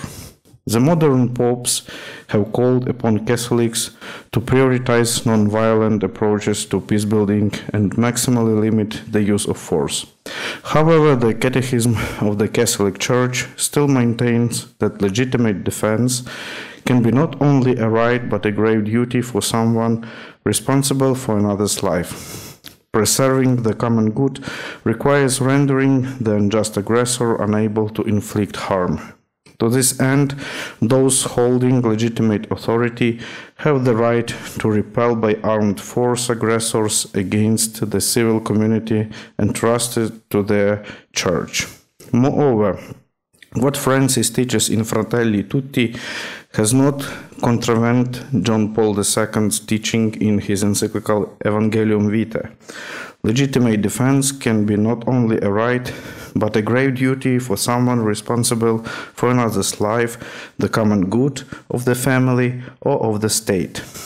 Unfortunately, it happens that the need to render the aggressor incapable of causing harm sometimes involves taking his life. In this case, the fatal outcome is attributable to the aggressor whose action brought it about, even though he may not be morally responsible because of a lack of the use of reason. Elsewhere, John Paul acknowledged that in this world, a totally and permanently peaceful human society is unfortunately a utopia. Therefore, Christians have a right and even a duty to protect their existence and freedom by proportionate means against an unjust aggressor, as a requirement of basic justice, even as they strive to prevent every form of warfare. After discussions with members of the Church in Ukraine, Pope Francis admitted that Ukraine has a right to defend itself and that supplying weapons for legitimate self-defense can be morally justified. The right to self-determination of nations. Catholic social teaching has long insisted on the rights of people and nations. In his apostolic exhortation addressed to the leaders of nations involved in World War I, Pope Benedict XV insisted that nations do not die, even when they live under foreign domination. He urged them to give due considerations to the rights and lawful aspirations of the people. Pope Pius XII affirmed the right of states to freely unite to form a juridical community, as opposed to being subsumed by an empire. In his landmark encyclical Pacem in Terris, Pope John XXIII articulated the basis for the teaching. Our predecessors have constantly taught, and we wish to lend the weight of our own authority to their teaching, that nations are the subjects of reciprocal rights and duties. Their relationships, therefore, must likewise be harmonized in accordance with the dictates of truth, justice, willing cooperation, and freedom. The same law of nature that governs the life and conduct of individuals must also regulate the relations of political communities with one another. Among the rights of all nations are the right to existence, to self-development, and to the means necessary to achieve this. They have the right to play the leading part in the process of their own development and the right to their good name and due honors. More than any other pope, prior, and since Pope John Paul II forcefully affirmed the rights of nations, including the right to self-determination. In his encyclical Solicitudo Rei Socialis, the pontiff referred to the rights of the individual nations and decried situations when a nation is deprived of its subjectivity, that is to say, the sovereignty which is its right. He expounded on his right in many of his speeches. For example, in his speech upon the 50th anniversary of United Nations, John Paul II spoke at length about a nation's fundamental right to existence and to its own language and culture. Given its relevance to the argument here, it is worth noting the following passage. Unfortunately, even after the end of the Second World War, the rights of nations continued to be violated. To take but one set of examples, the Baltic states and extensive territories in Ukraine and Belarus were absorbed into the Soviet Union, as had already happened to Armenia, Azerbaijan, and Georgia in the Caucasus. At the same time, the so-called people's democracies of Central and Eastern Europe effectively lost their sovereignty and were required to submit to the will dominating the entire bloc. On his first pilgrimage to his homeland as Pope in 1979, he denounced all forms of political, economic, and cultural colonialism and maintained that genuine peace requires recognizing the objective rights of nations, such as the right to existence, to freedom, to social political subjectivity, and to the creation of their own culture and civilization. He added that nations should be able to choose alliances that foster their rights. Application to NATO expansion after 1989. A nation's right to self-determination and its right to legitimate defense supports the argument for NATO and its expansion after 1989. If a nation or group of nations believes that the only way or best way to protect its rights is to join a defensive alliance, making that decision is justified. One of those rights is the right to legitimate self-defense with the ultimate goal of restoring and preserving peace. This is precisely the rationale for NATO existence, as Pope Pius XII noted, and the North Atlantic Treaty itself states. In this regard, the United States Conference of Catholic Bishops stated in their 1986 pastoral, The Challenge of Peace, that NATO is an alliance of democratic countries which have freely chosen their association, unlike the Warsaw Pact.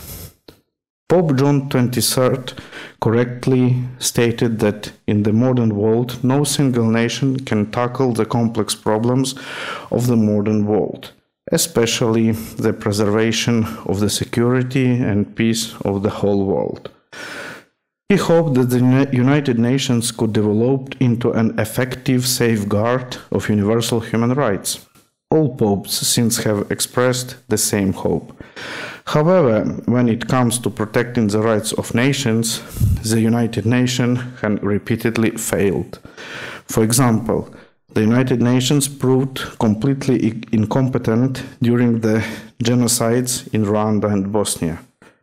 The organization simply cannot guarantee the safety of entire peoples and sovereignty of nations, especially against an aggressor like Russia, and given the stark disagreements on the United Nations Security Council about what constitutes a war of aggression, as the war in Ukraine has made tragically clear. Thus, countries have the right to join effective defensive alliances such as NATO. After the fall of communism, many of the nations of Central and Eastern Europe pursued NATO membership. Also, many of them regained their sovereignty from the Soviet Union without bloodshed. Their memory of centuries of Russian and Soviet aggression and colonization prompted them to believe NATO membership constituted the best guarantee of their continued existence and independence.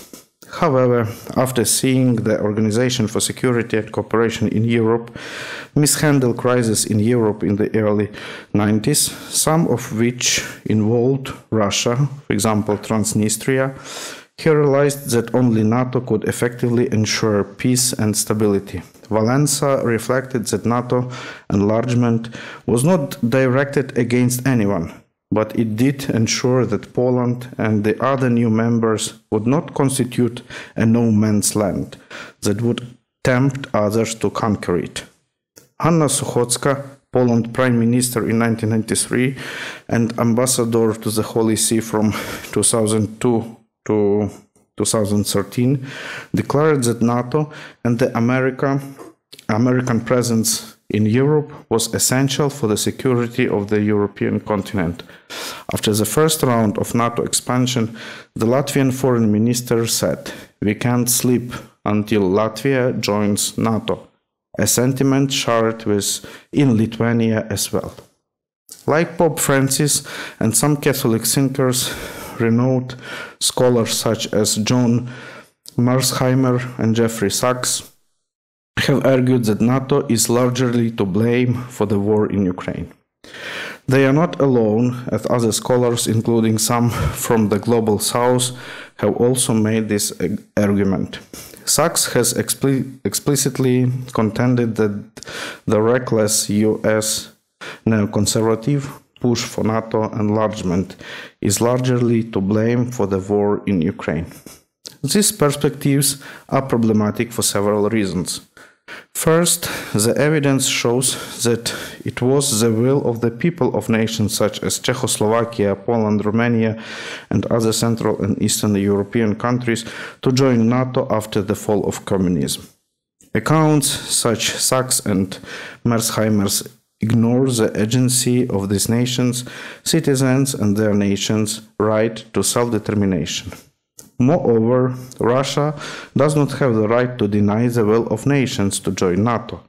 In fact, Russia signed the 1975 Helsinki Final Act and 1990s Charter of Paris, which stipulate the nations have the right to join whatever military alliance they prefer. Using evidence from the classified documents, numerous scholars have debunked the myth that NATO promised Russia it would not expand eastward, a promise that would violate its own open door policy. Lech Walesa confirmed a verbal and written agreement with Yeltsin in 1983, acknowledging Poland's right to join NATO and that Russia would not see it as a threat. The document is available on Poland's Foreign Affairs website. Putin himself stated in 2002 and 2004 that if Eastern European nations, including Ukraine, opted for NATO membership, it would not be detrimental to relations with Russia. However, after the 2008 NATO summit, which publicly dangled membership to Ukraine and Georgia without specifying a timetable or roadmap, Putin promised to destroy Ukraine if it pursued membership.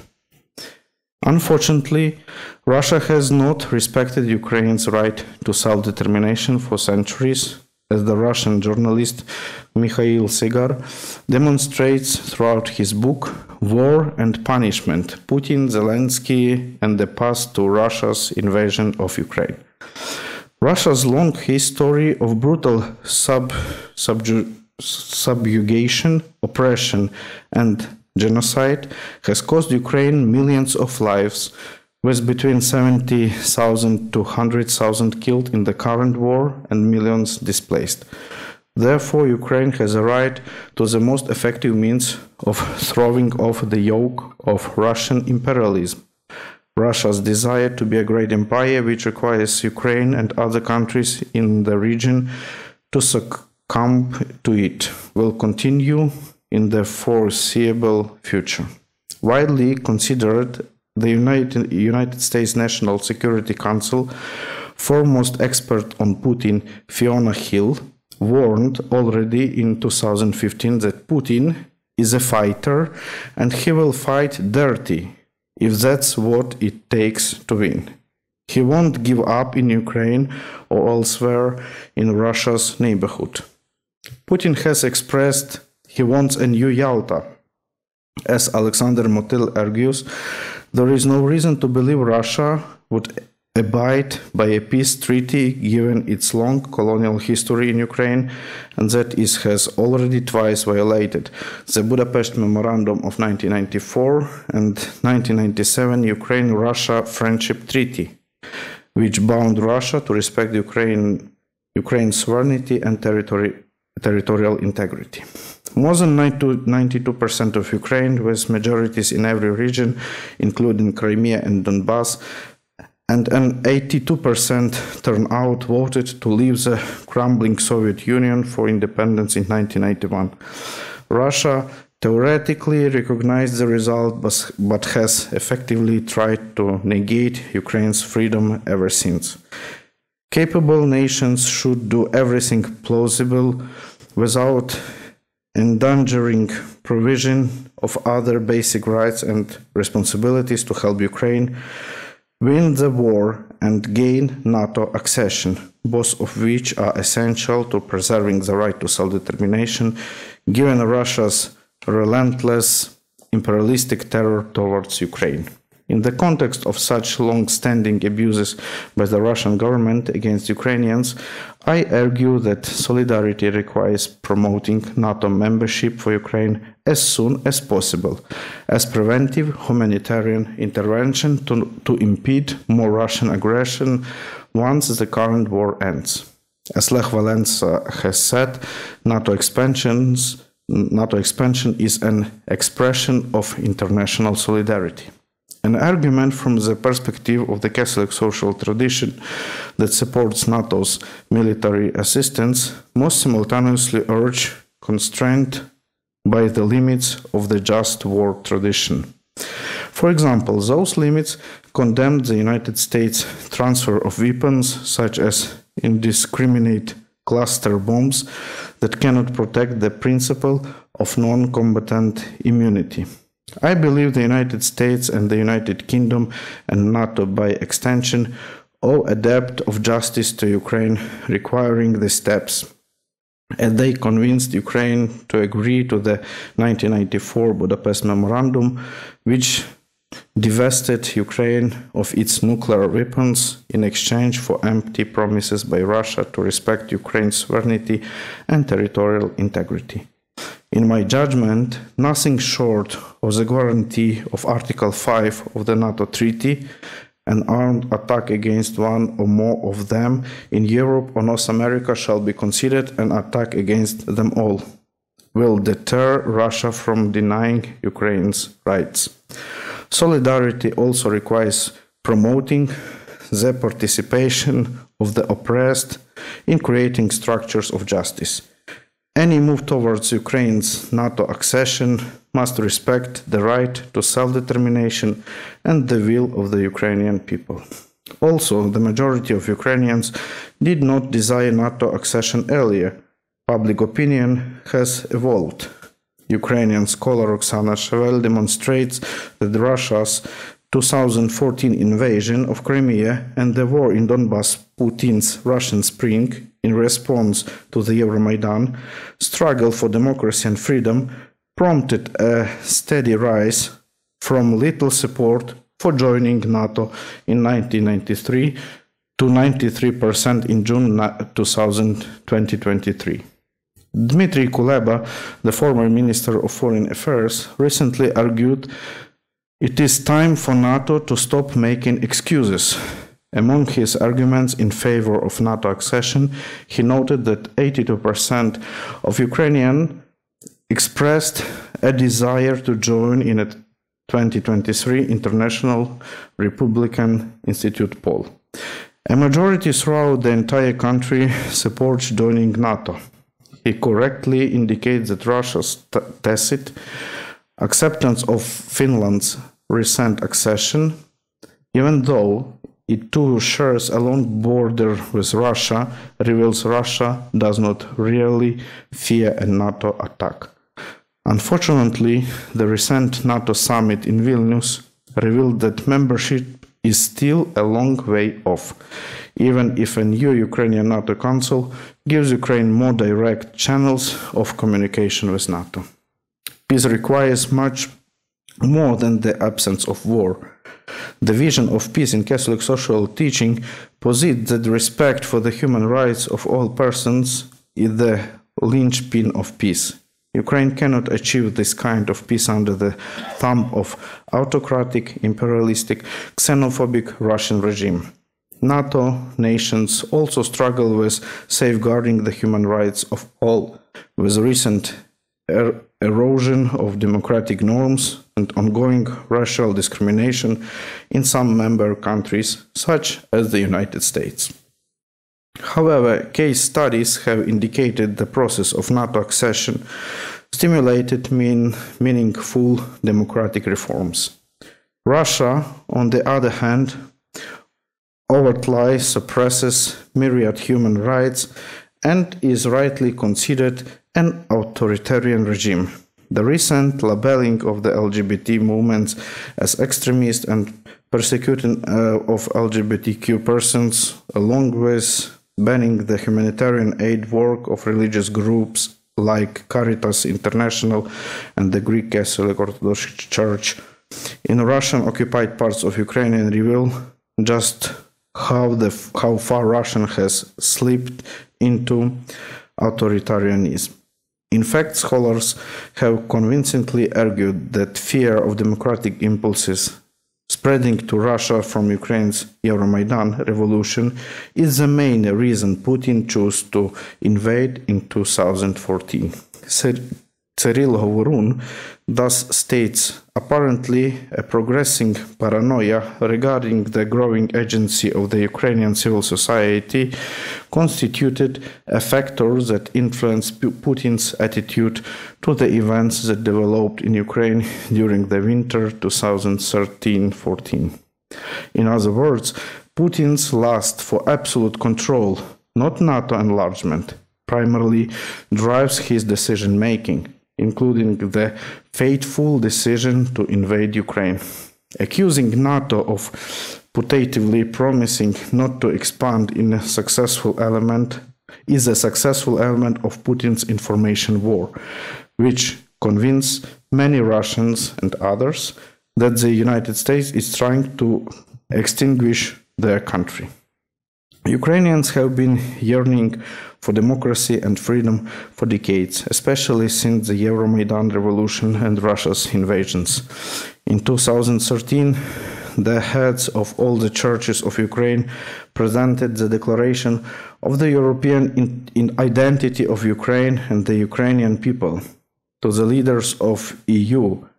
In November 2023, the head of the Ukrainian Greek Catholic Church reminded them of the immutability of Ukraine's will to be in the family of European nations. He obviously referred to Ukraine joining the European Union, but Ukraine will also need to join NATO to preserve its rights to self-determination. Advocating for Ukraine's NATO accession also does not mean that Ukraine and NATO should not begin to think about reconciliation properly understood with Russia. As Daniel Philpott has argued, reconciliation cannot begin until a just peace is achieved, one that restores Ukrainian independence and its borders from prior to Russia's invasion in 2014. Yet he offers helpful ideas for post-war reconciliation drawn from historical precedents, a lustration policy banning Russian perpetrators of the war from public office, an international truth commission that unearths the complete truth about the war and war crimes, trials and punishment of war criminals, reparation akin to what Germany paid for Nazi crimes, and meetings of Russians and Ukrainians, which would be arduous but eventually help lead to a common understanding about the truth of the war. In his book, Just and Unjust Peace, Philpott stresses the importance of creating socially just institutions to political reconciliation, which is a form of justice that seeks to restore right relationship. Writing before Russia's 2014 invasion of Ukraine, Philpott highlights the significant increase of resources devoted to the rising number of United Nations peacekeeping missions after 1987, and greater cooperation on the United Nations Security Council after the fall of communism. However, the situation has changed since 2014.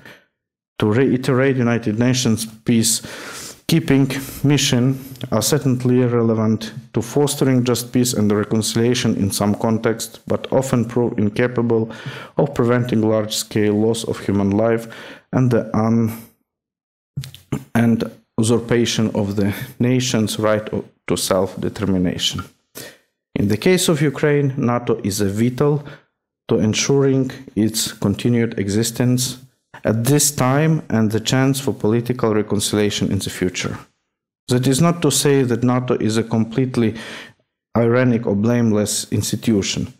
NATO's war in Afghanistan was tragic and the wrong approach to fighting international terrorism, which is legitimate when done in accordance with the just war tradition norms as Pope John Paul II acknowledged.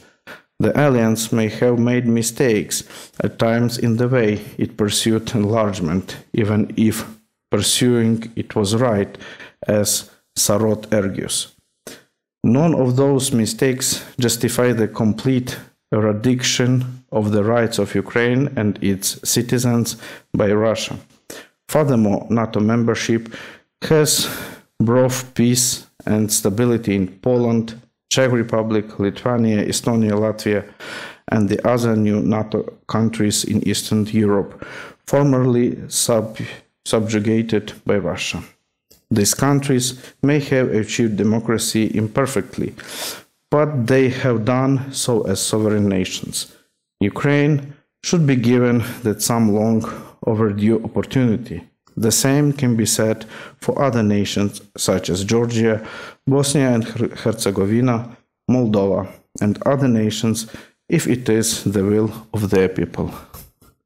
So, dear Professor Gerald, thank you for your statement, for your brilliant text, and if you have the opportunity, say some words to our honorable audience. Yes, I'm very sorry for my problems. I have some health issues that I am dealing with now, and I apologize to everyone for not being able to be with you more fully. Thank you, dear Father Yuri, for reading my paper. You were so gracious and kind to do so, and I hope to watch the presentations of everyone else when I'm in better health. Again, I apologize for not being able to be more active in this conference. Thank you so much for your understanding.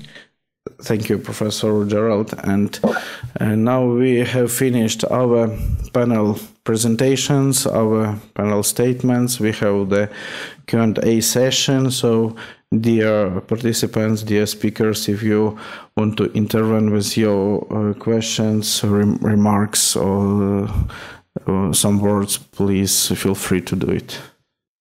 Okay, yes, we have from Helen. Yeah, can I ask a question to the students Nazar and Sviatoslav? Are they still in the room? No, unfortunately, they are seminarians and have no obligations and they left. Oh, that's a pity. Yeah. Okay, well, I share with you my questions. Perhaps someone else can comment on it. So I'm very positive about their presentation. So please communicate it to them with much gratitude and with much appreciation for the work done by the priest and others in the Diocese of Stri. But in their slides, I saw twice the designation, the family of the heroes. So the family of the heroes, the fallen loved ones, they are called in the official discourse, also in the official state discourse, in the official church discourse, as the heroes. And I wonder, so this is my question, is this always helpful for supporting the families in their process of mourning? Because mourning is a very layered process, and it has so many facets and aspects, and a son or a husband or a brother is never only a hero. He or she is always more than and different than a hero. So is it always helpful to designate, to call the fallen soldiers the heroes of the nation? They are, but is it perhaps good for supporting the families of the fallen soldiers to be more careful and to leave it more open to their own image of who their husband, son, brother was and is for them? Perhaps someone else from the Ukrainians, from the Ukrainian colleagues, can comment on this. I can have a small comment on it, if you permit.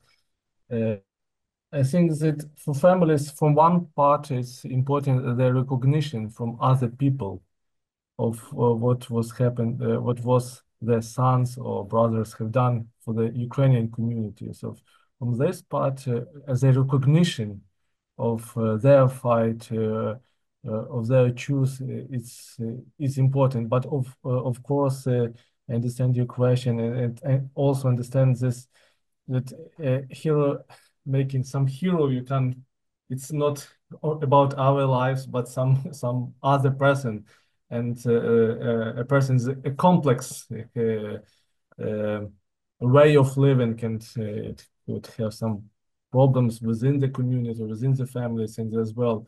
Yes, we should speak about it also as a normal person which lives with us, which we have to forgive something, and also, yes.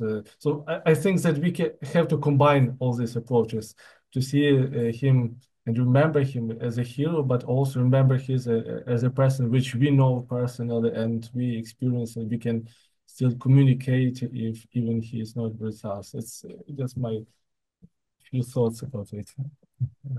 Thank you. Yeah, okay, thank you. Yeah, that's clarifying.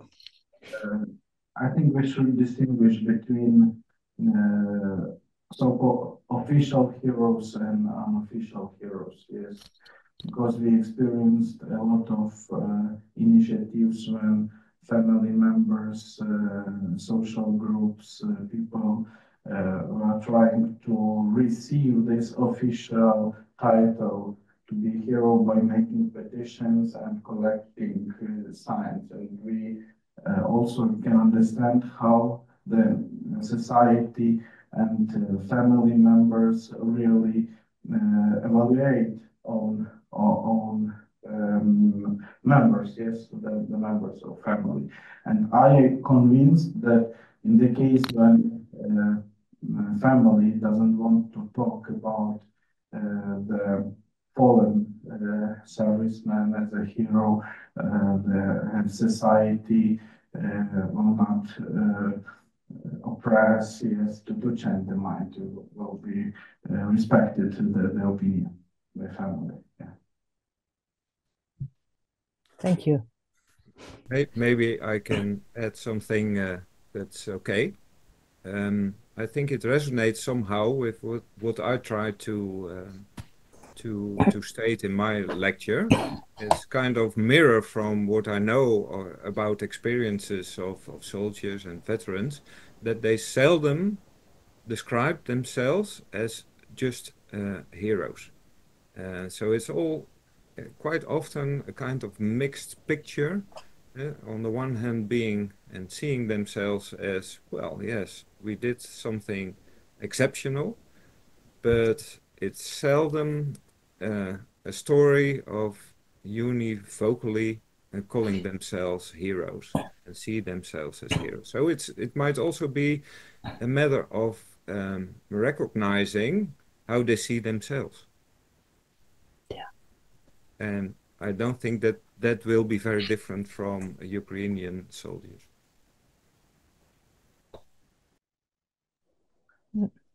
Thank you.